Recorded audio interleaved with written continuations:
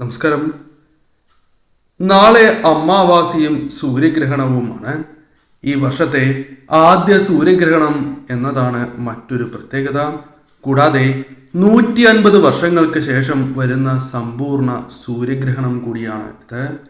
ഭാരതത്തിൽ ഈ സൂര്യഗ്രഹണം പ്രകടമാകുന്നില്ല അഥവാ കാണുന്നതല്ല. അതിനാൽ തന്നെ പ്രാധാന്യം ഇല്ല എന്നാണ് പലരും കരുതുന്നത്. എന്നാൽ പ്രാധാന്യമുണ്ട് എന്ന കാര്യം ഓർക്കുക. കാരണം സൂര്യൻ ഗ്രഹങ്ങളുടെ അധിപൻ തന്നെയാണ്. ഇതിനാൽ തന്നെ സൂര്യനുമായി ബന്ധപ്പെട്ട് വരുന്ന എന്ത് കാര്യവും നാം ശ്രദ്ധിക്കണം എന്ന കാര്യം ഓർക്കുക. നാം വീടുകളിൽ അതിനാൽ ചില കാര്യങ്ങൾ ഇല്ല എന്ന് ഉറപ്പ് വരുത്തേണ്ടതാകുന്നു. പ്രധാന ഊർജ സ്രോതസ്സാണ് സൂര്യഭഗവാൻ. അതിനാൽ തന്നെ ഈ കാരണത്താൽ നാളെ ചില കാര്യങ്ങൾ വീടുകളിൽ ഉണ്ടാകുവാൻ പാടുള്ളതല്ല. അതേപോലെ അടുക്കളയിൽ ചില തെറ്റുകൾ ചെയ്യുവാൻ പാടുള്ളതല്ല. വിളക്ക് അണയ്ക്കുന്നതായ അവസരത്തിൽ വളരെയധികം ശ്രദ്ധ നിങ്ങൾ പുലർത്തേണ്ടതാണ്. ആ കാര്യവും പ്രത്യേകം ഓർത്തിരിക്കുക. എന്തെല്ലാം കാര്യങ്ങളാണ് നാം മനസ്സിലാക്കേണ്ടത് എന്ന് വിശദമായി തന്നെ മനസ്സിലാക്കാം. അതിന് മുന്നോടിയായി ഏവരും ഗ്രഹണ പൂജയുടെ ഭാഗമാകുവാൻ പ്രത്യേകം ശ്രദ്ധിക്കുക. ഇന്നേ ദിവസം നടത്തുന്ന വിശേഷാൽ പൂജകളിൽ ഉൾപ്പെടുത്താൻ ആഗ്രഹിക്കുന്നവർ പേരും നിങ്ങളുടെ ജന്മനക്ഷത്രവും കമന്റ് ബോക്സിൽ രേഖപ്പെടുത്തുവാൻ ശ്രമിക്കുക. ഓം സൂര്യായ നമഃ എന്ന കമന്റ് ബോക്സിൽ രേഖപ്പെടുത്തുവാൻ പ്രത്യേകം ശ്രദ്ധിക്കുക. ചില വസ്തുക്കൾ നാളെ വീടുകളിൽ ഇരിക്കുന്നത് ദോഷകരമാണ്. ആദ്യം അതേക്കുറിച്ച് മനസ്സിലാക്കാം. ആദ്യത്തെ വസ്തു കേടായ ക്ലോക്കാണ്. കേടായ ക്ലോക്ക് വീടുകളിൽ ഇരിക്കുന്നത് നെഗറ്റീവ് ഊർജം വർദ്ധിക്കുന്നതിന് കാരണമാകും. അതിനാൽ തന്നെ ആ ക്ലോക്ക് ശരിയായ രീതിയിൽ നാം വയ്ക്കേണ്ടത് അനിവാര്യമാണ്. അതായത് ശരിയാക്കി വയ്ക്കുക. ഇനി ശരിയാക്കുവാൻ സാധിക്കാത്തതാണ് എങ്കിൽ വീടുകളിൽ നിന്നും ഒഴിവാക്കുക എന്ന് തന്നെ പരാമർശിക്കാം. കൂടാതെ പൊട്ടിയ അരിപാത്രങ്ങളുണ്ട് എങ്കിൽ, മറ്റു പാത്രങ്ങളുണ്ട് എങ്കിൽ അവ വീടുകളിൽ ഇരിക്കുന്നത് ദോഷകരമാണ്. നിങ്ങളുടെ പ്രധാന വാതിൽ കേടായിട്ടുണ്ട് എങ്കിൽ, ചിന്നലോ പൊട്ടലുകളോ വീണിട്ടുണ്ട് എങ്കിൽ അത് ശുഭകരമല്ല. നെഗറ്റീവ് ഊർജം വീടുകളിലേക്ക് വന്ന് ചേരുന്നതിന് അത് കാരണമാകും. കൂടാതെ മാറാലയുള്ള പ്രധാന വാതിൽ നാളെ അടിച്ച് വൃത്തിയാക്കണം എന്ന കാര്യവും ഓർക്കുക. ചില വീടുകളിൽ കേടായ ചെടികൾ നിൽക്കുന്നുണ്ടാകാം. അത് നാം ശ്രദ്ധിക്കാത്തതിനാൽ അവിടെ നിൽക്കുന്നതാണ്. എന്നാൽ അത്തരം ചെടികൾ നിങ്ങളുടെ വീടുകളിലുണ്ട് എങ്കിൽ തീർച്ചയായും അവ ഒഴിവാക്കേണ്ടതാണ്. അതിനാൽ തീർച്ചയായും ഈ കാര്യം നാളെ ശ്രദ്ധിക്കുക. ചില വീടുകളിൽ പൊട്ടിയ ചെരുപ്പ് ഉണ്ടാകുന്നതാണ്. അവ കളയുവാൻ പലരും മറക്കുകയോ അല്ലെങ്കിൽ ശ്രദ്ധിക്കാത്തതോ ആകാം. എന്നാൽ അത്തരത്തിലുള്ള ചെരുപ്പുകൾ വീടുകളിൽ സൂക്ഷിക്കുവാൻ പാടുള്ളതല്ല. നെഗറ്റീവ് ഊർജം വർദ്ധിക്കുവാൻ അത് കാരണമായി തീരും. ഒഴിവാക്കേണ്ടതാകുന്നു.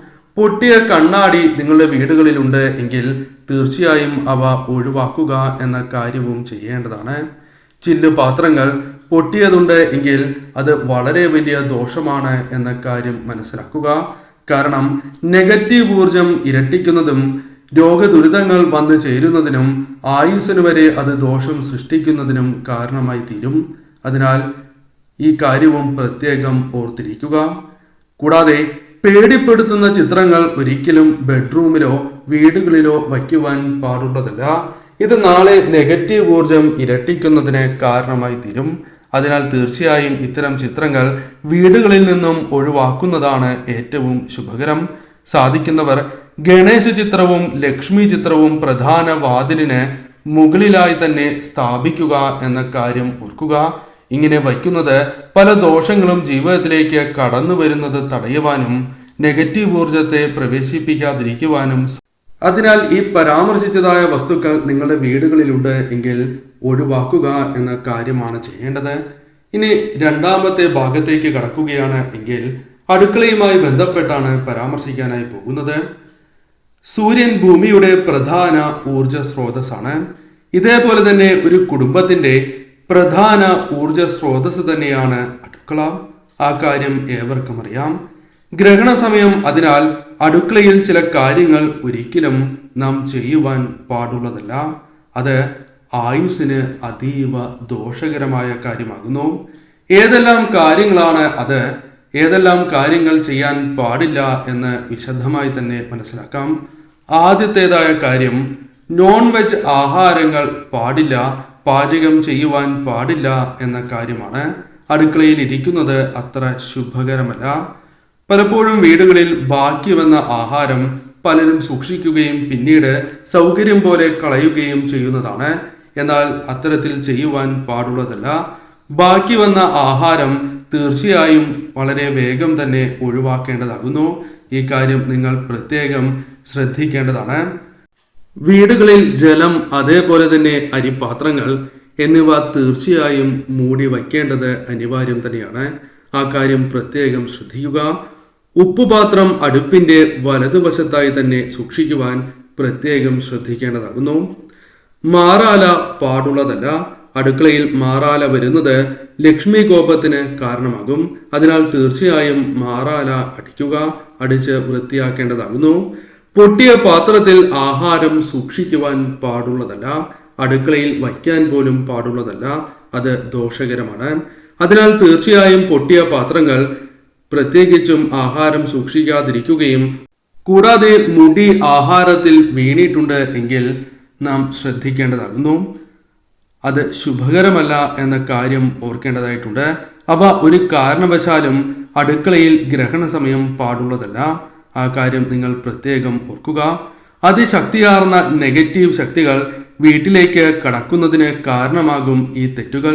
അതായത് മുൻപ് പരാമർശിച്ച ഈ തെറ്റുകൾ നാം അറിയാതെ പോലും ചെയ്തു പോകുന്നത് നമ്മുടെ വീടുകളിൽ നെഗറ്റീവ് ഊർജം വർദ്ധിക്കുന്നതിനും നിങ്ങളുടെ ഭാഗ്യം നഷ്ടമാകുന്നതിനും, വീടുകളിൽ കടബാധ്യതകൾ വർദ്ധിക്കുവാൻ അല്ലെങ്കിൽ ക്രമേണ നിങ്ങളുടെ സമ്പാദ്യം കുറയുന്നതിനും ധനപരമായ നേട്ടങ്ങൾ കുറയുന്നതിനും, തന്മൂലം കടബാധ്യതകളോ മറ്റ് രീതിയിലുള്ള പ്രശ്നങ്ങളോ വന്നു ചേരുന്നതിന് സഹായകരമായി തീരും. ഒരു വ്യക്തിക്ക് ശരിയായ രീതിയിൽ ഊർജ്ജസ്വലതയോടെ പ്രവർത്തിക്കുവാൻ, ചിന്തിച്ച് പ്രവർത്തിക്കുവാൻ സാധിക്കാതെ വരും. ആ കാര്യങ്ങൾ പ്രത്യേകം ഓർക്കുക. ഇനി വിളക്കുമായി ബന്ധപ്പെട്ട കാര്യങ്ങളാണ് മൂന്നാമതായി പറയുന്നത്. ആ കാര്യങ്ങളെക്കുറിച്ച് വിശദമായി മനസ്സിലാക്കാം. നാളെ വിളക്ക് വീടുകളിൽ തെളിയിക്കണം എന്ന കാര്യം ഏവർക്കും അറിയാം. എന്നാൽ വിളക്ക് തെളിയിക്കുമ്പോൾ ഈ കാര്യങ്ങൾ പ്രത്യേകം ശ്രദ്ധിക്കുക. വിളക്ക് തെളിയിക്കുമ്പോഴും അണയ്ക്കുമ്പോഴും ഈ കാര്യം ശ്രദ്ധിക്കുക. രാവിലെ സൂര്യോദയത്തിന് മുൻപ് തന്നെ വിളക്ക് തെളിയിക്കുവാൻ ഏവരും ശ്രദ്ധിക്കുക. അതല്ല എങ്കിൽ രാവിലെ 8 മണിക്ക് മുൻപായെങ്കിലും വിളക്ക് നിങ്ങൾ തീർച്ചയായും തെളിയിക്കേണ്ടതാകുന്നു. നാളെ സൂര്യാസ്തമന സമയം തീർച്ചയായും വീടുകളിൽ ഏവരും വിളക്ക് കൊളുത്തുന്നത് ശുഭകരമാണ്.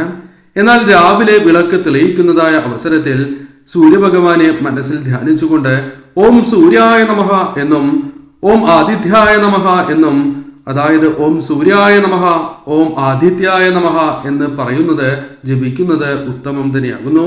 വിളക്ക് കൊളുത്തി അണയ്ക്കുമ്പോഴും ശിവ ശിവ ശിവ എന്ന് ജപിക്കുന്നത് 3 തവണ പറയുന്നത് ഏറ്റവും ശുഭകരമാണ്. അത് നിങ്ങളുടെ ജീവിതത്തിൽ വളരെയധികം നേട്ടങ്ങൾക്ക് കാരണമാകും. നെഗറ്റീവ് ഊർജം വന്നു ചേരാതിരിക്കുവാൻ സഹായകരമാണ് എന്ന കാര്യം പ്രത്യേകം ഓർക്കുക.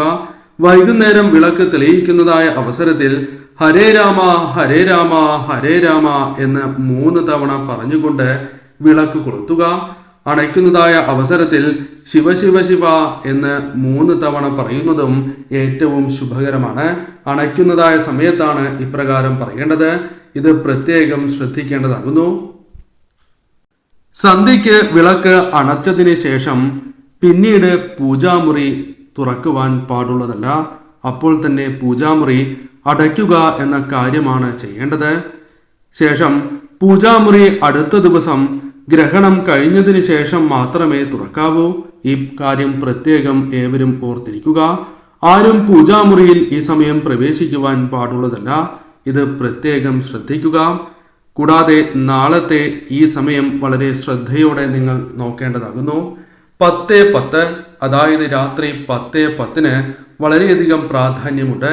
അതിനാൽ തന്നെ ഈ സമയം ഞാൻ ഈ പറയുന്ന മന്ത്രം 108 തവണ ജപിക്കുക. ആദ്യം പരമശിവനെ മനസ്സിൽ ധ്യാനിക്കുക. അതിനുശേഷം ആദ്യം ഗണപതി സ്വാമിയുടെ ഈ മന്ത്രം ജപിക്കുക.